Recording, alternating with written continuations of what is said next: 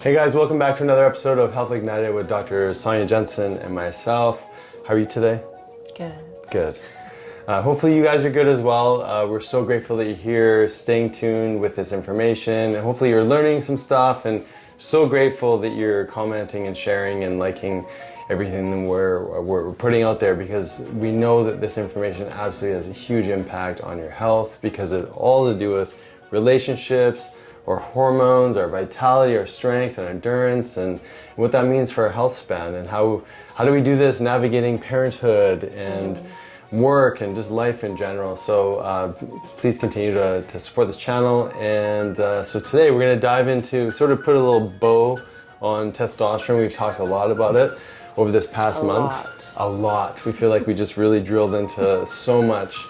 And but on this conversation, we really want to round out this whole discussion around how does testosterone really impact us on a daily basis? And just because a lab level might be low, what are some other interfering factors? And we've highlighted those before, but there's definitely ways to dive deeper to really know what the interference is. Yeah. In the last podcast, we talked a lot about environment and how there's so many different influences that will create an environment where you're either absorbing your nutrients and your hormones or you're not. And so it's so important to look at all the different factors that will influence your hormones, because then it's those hormones and how they're communicating that will then influence how you're navigating life, parenthood, your career, your relationships, all of it. So when we can understand like on a micro level and a macro level, then we can put the pieces of the puzzle together that actually fit us as an individual. Because our hormones are really, they're a dance, and they're in a symphony of many different things, right? So testosterone never just operates on its own. It's operating in relationship to the other hormones like estrogen, progesterone, but also the neurotransmitters, and then like our stress hormones and our, the adrenal hormones.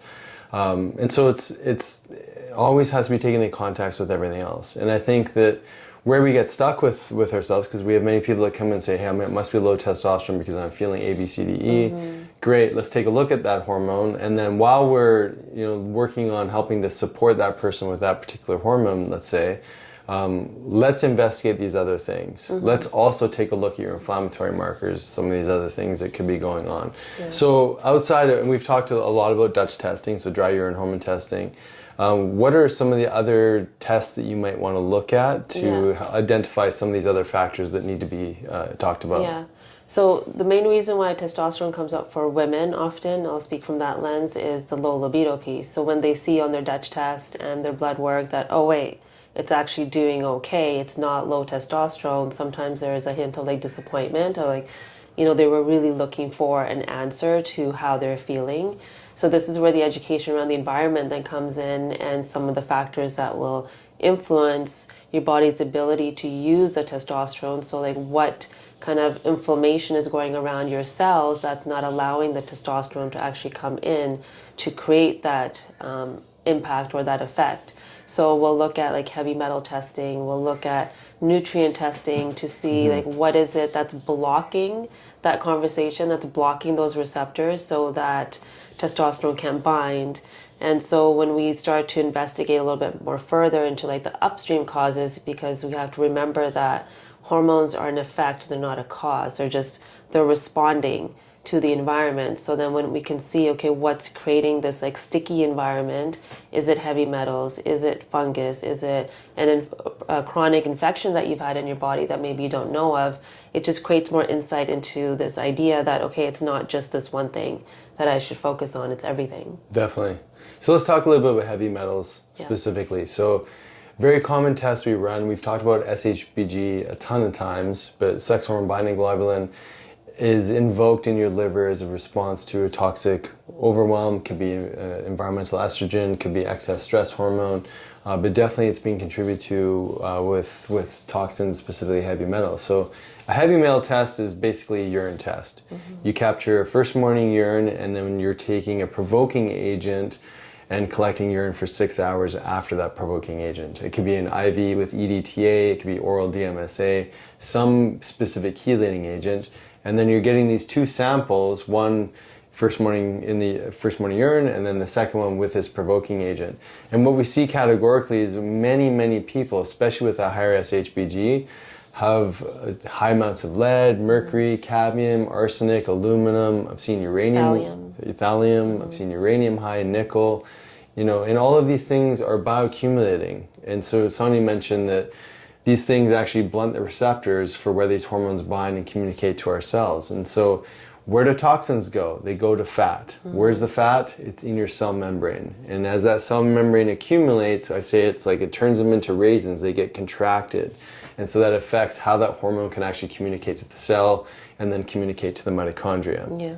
So that's a really important test to look at. And that's why. It's because it's actually affecting the communication, right? Yeah, and to go for a little bit further into heavy metals, we could probably do a whole podcast on it. It's like you might think, well, I don't have any, but really they're in our environment, they're in the soil, they're in our everyday things that we utilize. So some big things that you might want to investigate in your own body is like, one, have I had, you know, mercury fillings in my mouth? Lead can be from the products that we get from overseas. So paint. Or in our water. Or in our water, yeah. So the paint in Canada, I know in the 80s, there was more restrictions on lead, but there's lots of things that come from different countries where there are no restrictions around lead and we're still using. Like little kids are chewing on their plastic toys that have paint on them that has lead in it. So there's also the cosmetic industry. So we've talked about estrogen being a problem in the cosmetic industry and these hormone disruptors, but if you're putting on that red lipstick, you have high amounts of lead on your lips that are porous and that, you know, it's going into your system. So there can be this cumulative effect, and then there's like generational, because they get stored or bioaccumulated in your tissue, your bones, your fat tissue, your nerve tissue. When a mom is pregnant, these things are coming out of her tissue, crossing the placenta, and then it's accumulating in the fetus too. Yeah. And there's actually a University of Calgary, I believe it was, that showed a functional MRI imaging, so showing real-time exposure of neurons to mercury, and it was literally like just eating away at those neurons. You can YouTube it. Yeah, you can YouTube it, and it's worth taking a look at just to show the presence of this chemical. Specifically, they looked at mercury. I think they even compared it to a couple other metals, but it was mercury that was clearly the most damaging to the neurons. And so, you know, we're seeing rises in, as in like research and epidemiology, is seeing rises in Alzheimer's, dementia, and all sorts of, you know, other chronic illnesses, cancer, many other things. And not that there's one thing, like hopefully we've said this many times, but it's this accumulation of many different things that are propagating, you know, chronic disease. And so, yeah, looking and understanding what I like to call a total body burden. We reference heavy metals, but there's also forever chemicals. Like we talk often about soccer fields, right, with our boys. Yeah, which, I mean, again, it's so hard to avoid this. So they're all about soccer, but they're on the turf. Not all the time. So like we have to do a better job now as parents to make sure that they're detoxing and then lessening the load by the things that we can control. So we can't control that necessarily right now, but we can control somewhat what they're eating and what they're being exposed to at home, their environment as much as possible. So there's other things that we can do to help support the body so it's not accumulating these. Yeah, and we can teach them and help them detox, right, most specifically. So that's one of the tests. I mean, like you said, we could do a whole podcast just on that. But another one that's related to the metals is a micronutrient panel. So one of the micronutrient panels we do looks at mitochondrial health, so all of the micronutrients that are needed in order for mitochondria to run properly. It looks at toxicity load. It looks at something called organic acids, which I know you run a lot. It looks at just the core vitamins, minerals, essential fatty acids, amino acids. It's kind of like, hey, based on what you've been doing over the last 6 to 8 months or a year, this is your status of nutrient density and all these different areas of things that we need to get through our diet or through supplementation. And when we can know more specifically what we're deficient in, obviously we can target that. And so micronutrient testing is hugely valuable. And it turns out, you know, a big reason why we have micronutrient deficiencies is because we know soil depletion, so just the quality of the soil that the food is grown in, the time it takes to go from garden, say, or if you're animal protein to actually your plate, there's going to be deterioration in the quality of those ingredients. So there's many different reasons, as well as, you know, accumulation of toxicity that's going to cause depletion in our minerals or in our vitamins, our mitochondrial health, our accumulation of toxins. So all of these things are a factor in here. And we've talked before about like which minerals or micronutrients influence different hormones, like estrogen and copper. They work together. You know, progesterone and zinc works together. Selenium for your thyroid hormones. So we were talking about the heavy metals, and we know that mercury has an affinity for selenium. So if it's binding that up, it's now going to influence the thyroid, which we haven't really talked a lot about, which I'm sure we will in the future. But she's like the queen of the hormone system. So these other things, these upstream things are so important to look at, because we can be taking the hormones, we can be doing the right things, but if we don't have the cofactors like the zinc, the copper, the magnesium, the manganese, all of these, we're still not going to get those optimal results. Yeah, definitely. So other tests, one other one that we can talk about, we talk about lots of other tests, but one is just like looking at your gut health. You know, you can do a full microbiome analysis, look at how you're breaking down your fats, proteins, carbohydrates. You can look at for opportunistic infections like fungus, virus, bacteria, parasite. And so this is a stool test that we often run in order to get a full diagnostic workup at all of that, including inflammatory markers and basically the tissue health in your digestive tract, which tells us a tremendous amount of information about how we're just dealing with our environmental burden, right? Yeah, no, the gut health is huge. And I know, again, we've talked about this before, but without being able to digest and really absorb the nutrients from your food, we're not going to get those cofactors that we were just talking about. Yeah, definitely. So hopefully this gives you an idea of some of these other areas that we're looking at when we're addressing hormones. And like I said, sometimes we just start by supporting the hormonal system while we're taking care of everything else. And there's feedback, support when you're improving nutrition, or you're improving your micronutrient deficiencies, or you're improving your gut health, or you're improving your exercise, you're improving your cognition. And that supports everything. It's like, it's time. This is, we say time is a big part of the medicine. It's applying some support in a specific area, and then moving to the next thing, and moving to the next thing. Moving towards greater health is really like peeling the layers of an onion. Yeah, like the top layer is the symptoms you might be experiencing with like fatigue or the low libido or the low motivation. But as you start to investigate a little bit further, you start to realize this didn't just start today. It's from that accumulative effect from our environment, and how that has then changed even our personality. Like some people, really, we do see how they change in their personality and what they identify with in regards to who they are as they're healing, because we create so many stories and get really stuck in a certain way when the body is it's just chaotic inside. Like there's so much noise in there that we can't even access like who we actually are. Yeah, I love that you brought that up, because that kind of brings us into the next conversation of how this impacts relationships, right? And so if we're bioaccumulating all the time, and our organ systems are adapting to the new state of inflammation in the body, I like to say often, like, the state of inflammation in our brain is really going to state the quality of the things that we think about. Yeah. And the questions that we ask ourselves, like to use some of Tony Robbins' quote, that inflammatory load is going to dictate our behavior. Yeah.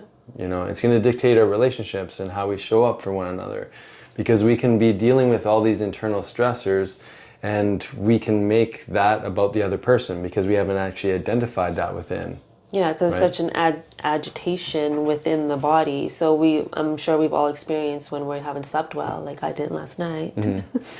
Your day starts differently than when you have slept well. So imagine like your cells having to like overwork and feel overwhelmed every single day because of this like extra load that it's carrying, and trying to do its best to serve you. So this is the thing that I think about the body that we get confused around when it's not providing what we think it should. We start to blame the body or have a different relationship with the body, especially if one's in pain, or you're not maybe as fast as you used to be, or not recovering, or just don't have that energy that you really want. And it's easy to have this other relationship with the body where we just don't feel like it's serving us in any way. But when we start to clear the noise, we actually start to see that it's actually working for us. It's trying to detoxify, it's trying to absorb what it can from the foods that you're eating, but if we're not providing it with what it needs, it can't respond appropriately.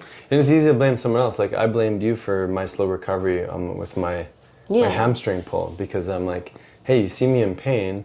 Why aren't you? So I'm supposed to do something about it. Why aren't you taking care of my hamstring? Right. Like when your knees were uncomfortable. Yeah. I was right there. I was up with you at night. I was rapid releasing. I specifically asked you. Exactly. That's what I wanted to bring up.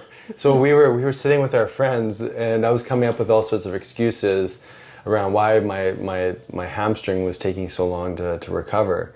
And I was kind of like, well, Sonia hasn't done injections in a little while, like, you know, and I get so busy at night, and I think she's tired. Injections he hasn't brought home. Exactly. For me to actually do. But I was coming up with all these excuses, like I was in pain, I couldn't see things more clearly, and I wanted to have a scapegoat for my discomfort, and so I decided to put that on Sonia, but our friends lovingly called me out on that and said, well, you just had to ask her. Yeah, and you did it again this morning. I know, I did do it again this morning. So I've got some lessons to learn, but what I want to bring up is, like, part of it is that we get so consumed with what's going on with us, and you know, maybe we're trying to fix other people, we're trying to help other people. I spend a good amount of my week, you know, taking care of others and paying attention to what other people need for their healing. And sometimes when we're in that state, we don't give ourselves permission to ask for help. And that's an important thing to do, you know. I mean, you don't feel bad every time you ask me to get the rapid release out, massage the back, do something on the glutes or the legs or what have you. And I enjoy it because it's like I get to be more connected to you physically, and I get to notice where you're hurt and help you, you know, help bring some attention. So my homework this week is going to be to give her the tools. Right. And let's see what kind of magic she can perform. Right. Because I'm going to actually ask for help.